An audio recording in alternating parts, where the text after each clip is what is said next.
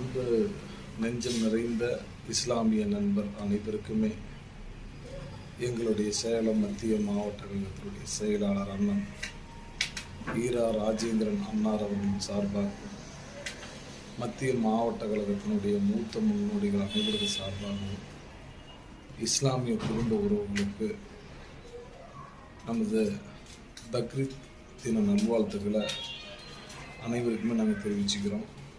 ஏன்னா அத்தனை நம்மளுடைய இஸ்லாமிய நண்பர் குடும்பத்தோட செழிப்போட தொழில் வளத்தோட பேரும் புகழத்தோடு அவங்க வாழணும்னு சொல்லி